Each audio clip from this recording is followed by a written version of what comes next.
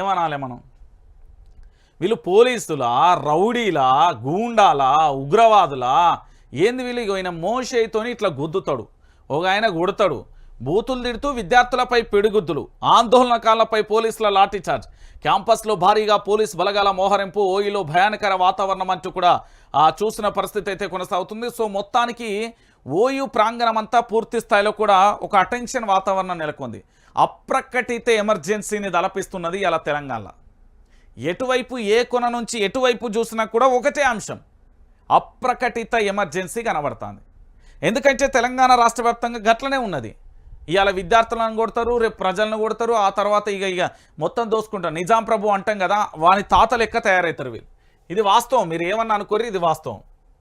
ఇక దానితో పాటుగా మరొక అంశాన్ని కూడా చూడొచ్చు. మొత్తానికి గురుకులాల బదిలీలలో రచ్చరచ్చ, కౌన్సిలింగ్ తీరుపై టీచర్ల ఆగ్రహం, అర్ధరాత్రి వరకు సాగిన ఆందోళన, పోలీసుల రంగ ప్రవేశంతో ఉద్రిక్తత, బదిలీ కావాలంటే ఉండండి లేదంటే వెళ్ళిపోండి, ఇది సోషల్ వెల్ఫేర్ గురుకుల సొసైటీ బెదిరింపులు, ఖాళీలలో తప్పులు, రాత్రికి రాత్రే జోన్ల మార్పు, టీచింగ్ నాన్ టీచింగ్ స్టాఫ్కు ఒకే రోజు నిర్వహణ, బదిలీలలో గందరగోళం, టీచర్ల పడిగాపులు అంటూ కూడా చెప్పిన పరిస్థితి కనబడుతుంది.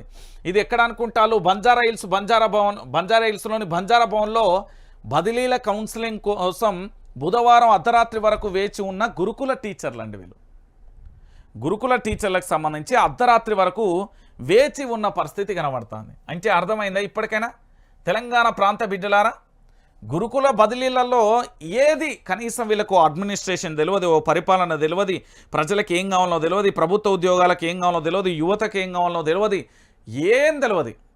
ఏంటంటే అనుకోకుండా వచ్చిన ముఖ్యమంత్రి, అనుకోకుండా వచ్చిన ప్రభుత్వం ఏదైనా ఉన్నదంటే అది రేవంత్ రెడ్డి గారి ప్రభుత్వం.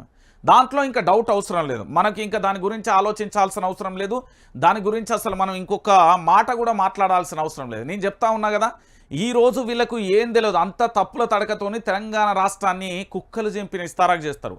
కనీసం కేసీఆర్ ప్రభుత్వంలో మంచిగా హాయిగా కూడా అన్ని కూరలతోని బిర్యానో లేకపోతే ఇంత పప్పుచారో లేకపోతే పెరుగన్నమో హాయిగా తిన్నాం. కానీ ఈ కాంగ్రెస్ పరిపాలనలో మాత్రం అటుకులు బుక్కాల్సిన పరిస్థితి ఖచ్చితంగా వస్తుంది. చెప్తున్నా కదా, వీళ్ళకి ఏం తెలియదు, ఏమైనా తెలిస్తే కదా వీళ్ళతోని ఉండేది మనకు. ఇక డీజీపీగా జితేందర్ బాధ్యతలు స్వీకరించిన 1992 బ్యాచ్ ఐపీఎస్, హోంశాఖ ప్రత్యేక ప్రధాన కార్యదర్శిగా రవిగుప్తా, 15 మంది ఐపీఎస్ల బదిలీ, గ్రేహౌడ్స్ అదనపు డీజీగా స్టీఫెన్ రవీంద్ర, విజిలెన్స్ ఎన్ఫోర్స్మెంట్కు సివి ఆనంద్ అంటూ కూడా ప్రధాన అంశానికి సంబంధించి కూడా హైలైట్ చేసిండు. మరి కనీసం కొత్తగా వచ్చిన డీజీపీ గారు కనీసం పోలీస్ శాఖలోని సత్ప్రవర్తనపై, అంటే వాళ్ళ ప్రవర్తనపై, వాళ్ళు మాట్లాడే అహంకార పూరితమైన బలుపు మాటల తాళం వేసి వాళ్ళని అవసరమైతే సస్పెండ్ చేసి లేకపోతే హెడ్ క్వార్టర్కి అటాచ్ చేసి పనిష్మెంట్ ఇస్తే బాగుంటుంది, వాళ్ళ మీద చర్యలు తీసుకుంటే బాగుంటుంది అంటున్నారు తెలంగాణ మొత్తం జర్నలిజం మొత్తం. నేను చెప్తా ఉన్నా కదా, కనీసం మీరన్నా బాగు చేయర్రి సారు.